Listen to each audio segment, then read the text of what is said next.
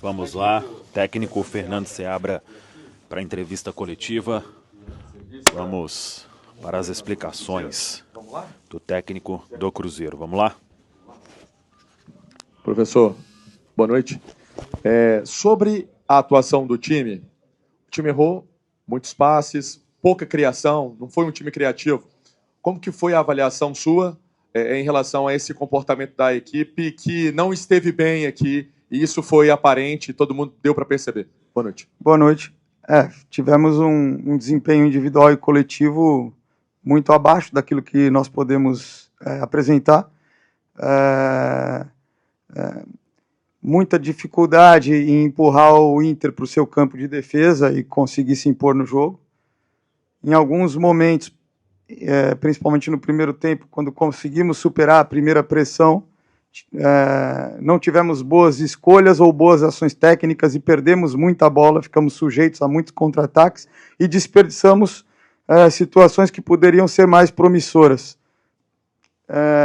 Mesmo com os ajustes do intervalo, o caráter do início do segundo tempo permaneceu igual. Quebramos algumas pressões e, em seguida, entregamos a bola para o adversário no momento que poderia acontecer algo mais promissor. Sofremos com isso o jogo inteiro. Estivemos não só tecnicamente desajustados em relação à qualidade das ações, mas também com leitura dos espaços e o tempo dos movimentos sempre atrasado. Os movimentos de pressão, de abordagem do Internacional sempre mais rápidos e mais ajustados do que os nossos movimentos para desengatar esse tipo de pressão e jogar. Isso dificultou muito o nosso jogo, isso deixou o adversário sempre aceso no jogo e confiante de que poderia gerar algo proveitoso. E durante a própria partida, em muitos momentos, competimos menos do que o adversário também. Nas situações de disputa, de bola, de segunda bola, situações de pós-perda. Então, um conjunto de situações que nos deixou em inferioridade na partida. Em nenhum momento quisemos ficar no nosso campo, quisemos só defender e ficamos bastante insatisfeitos com a dificuldade da equipe em conseguir fazer um jogo que nos colocasse no campo de ataque, que ameaçasse o adversário. Então, algumas situações em que chegamos perto da área do adversário com bola, também não tínhamos apoio na área para fazer movimento de definição, seja pelo lado oposto, seja pelo lado da bola. Então, tivemos uma atuação realmente abaixo do esperado. Ô Seabra, mas em termos dessa postura, o Cruzeiro vem repetindo isso seguidas vezes, jogando fora de casa. Isso parte de onde? É dos jogadores? É de você? O que você pode fazer de diferente? Porque as explicações vão sendo sempre as mesmas. Se a gente pegar as entrevistas contra a Vitória, em outros jogos fora de casa, é só colocar de novo para rodar, que vai ser sempre a mesma coisa. Não dá para trocar isso? Não dá para fazer algo diferente? Nós sempre temos a intenção de pressionar e de jogar, certo? Contra o Vitória, tivemos algumas pressões quebradas por desajustes mesmo de movimentos defensivos e tivemos muita dificuldade de sair jogando e erramos demais. Hoje não tivemos erros na primeira fase ali da construção que nos gerasse um perigo de gol imediato, mas após conseguir levar a bola até o meio campo ou até as laterais do campo numa altura mais alta, perdemos muitas bolas. A ideia é pressionar, a gente treina para fazer pressão contra o adversário. O Inter não conseguiu quebrar as nossas pressões muitas vezes também no primeiro tempo.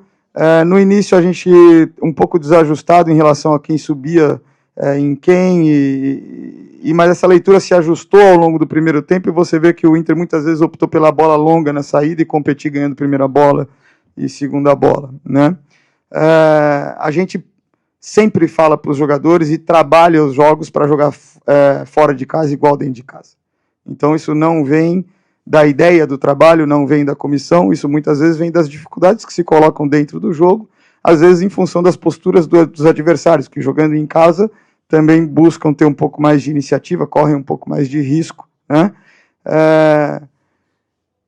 não acho que seja assim algo crucial, mas faz parte do contexto do jogo. Acho que o crucial é o nosso desempenho em relação à competitividade e desempenho técnico, tático individual que tivemos hoje, principalmente.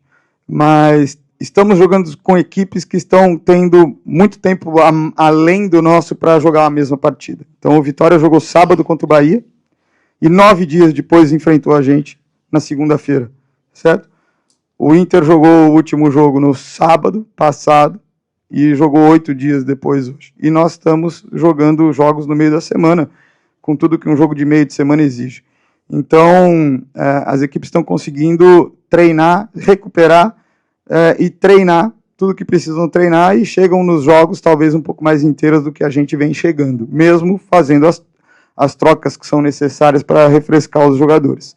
Esse é um ponto que a gente não pode negligenciar, mas não pode servir de muleta também. Mesmo colocando isso, o nosso desempenho coletivo e individual foi muito abaixo. Certo? Então nós temos procurado, em função daquilo que os jogadores têm apresentado ao longo do tempo, fazer essa gestão de oportunidade, claro, diante do mérito, e isso também é um processo fluxo, é um processo dinâmico, tá certo? E vamos continuar agindo dessa forma, avaliando as entradas e fazendo os ajustes que precisamos fazer. A impressão é que o jogo não era tanto para centroavante, que era um jogo que poderia ter uma alternativa. Por que não, talvez, deixar esse ataque um pouco mais rápido? E uma outra sobre essa opção do Ramiro, em recomeçar o jogo, o Wallace ficar no banco de reservas. Qual foi o motivo, Seabra? Bem, o Wallace é um jogador muito importante, muito experiente, muito qualificado, e que está iniciando uma temporada esportiva, tá certo? Ele fez um primeiro jogo de 90 minutos contra o Boca. Uma semana depois, ele fez um jogo que jogou cerca de 80 minutos. Precisamos fazer essa progressão inicial com ele aí de umas 3 partidas, pelo menos, dando esse prazo de recuperação. A minha ideia em relação a ele contra o Fortaleza é que ele entrasse no segundo tempo do jogo do Fortaleza. Nós estávamos perdendo o jogo e precisávamos de um time com soluções ofensivas naquele momento, então, por circunstâncias do jogo, ele acabou não entrando.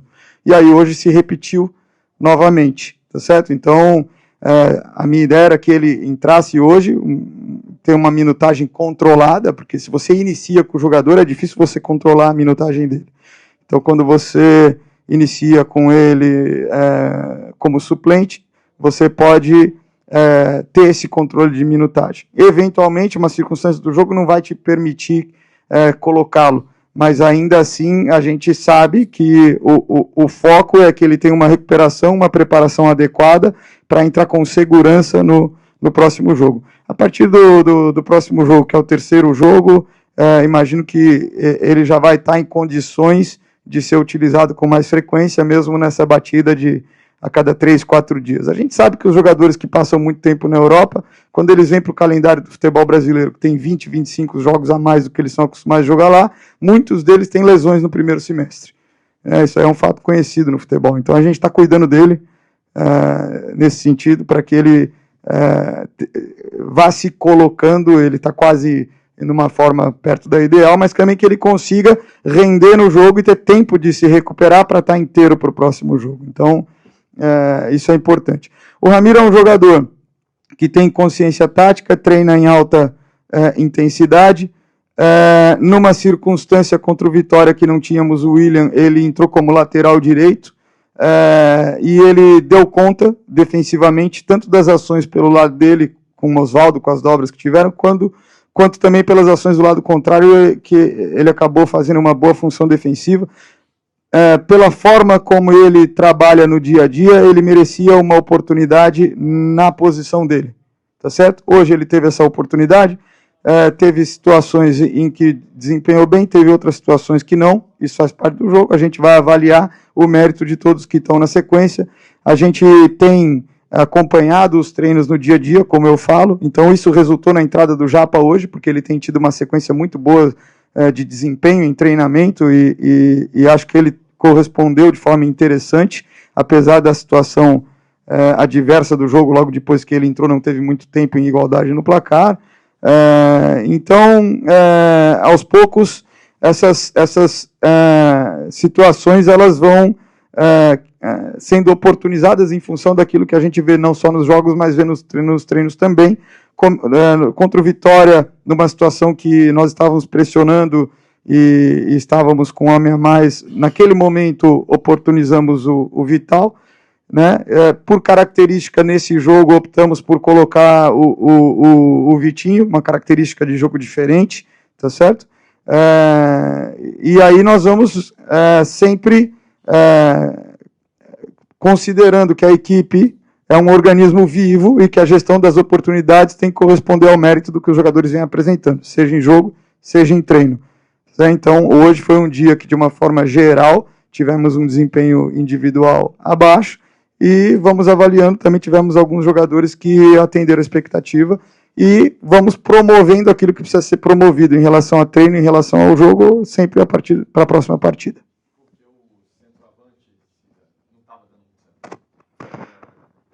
Olha, eu acho que é importante a gente considerar a possibilidade de usar um centroavante para ter uma referência, principalmente quando a gente está jogando fora de casa e está sendo pressionado. Se você lembrar o jogo contra o Palmeiras, no primeiro tempo nós sofremos por não ter uma referência, né? Tivemos que colocar um centroavante no intervalo e isso nos permitiu quebrar um pouco mais de pressão. Temos tido uma produção ofensiva abaixo do que nós pretendemos ter de forma geral. O centroavante nos ajuda a ter uma presença diária mais importante, os movimentos de ataque à área.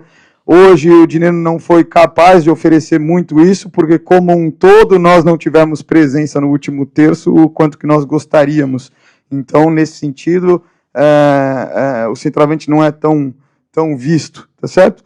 Teve momentos no primeiro tempo que tivemos a oportunidade de quebrar a pressão ou o apoio não se apresentou para ele para dar sequência na construção, ou se apresentou e ele não conseguiu dar sequência, tá certo? Mas o centroavante era importante, sim, nessa partida, pelo aquilo que a gente avaliou.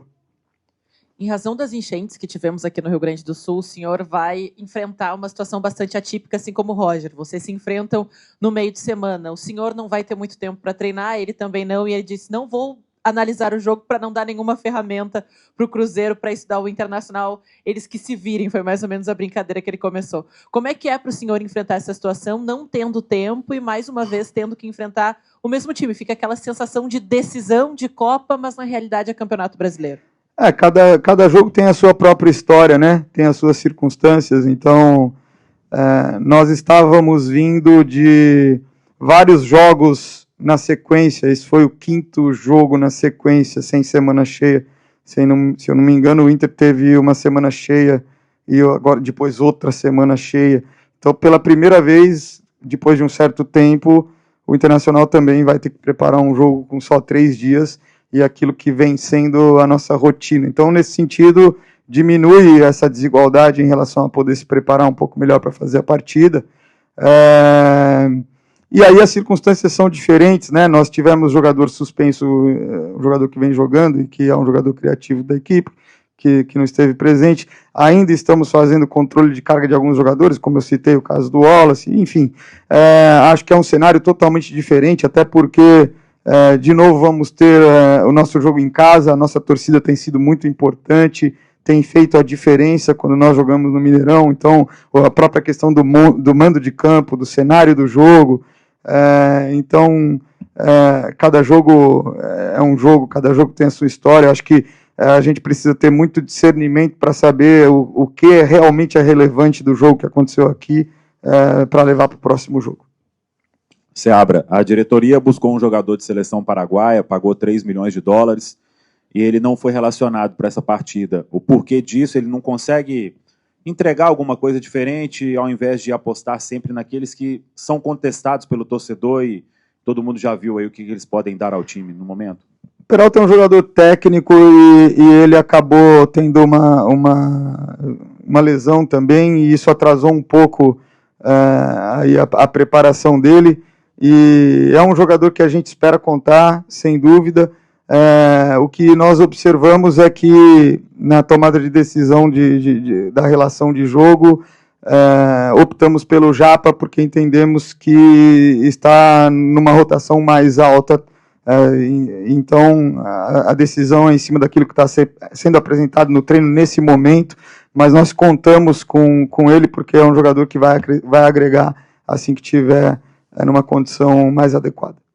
Obrigado, Seabra. Valeu, pessoal. Muito bem, Valu. Está aí o técnico Fernando Seabra.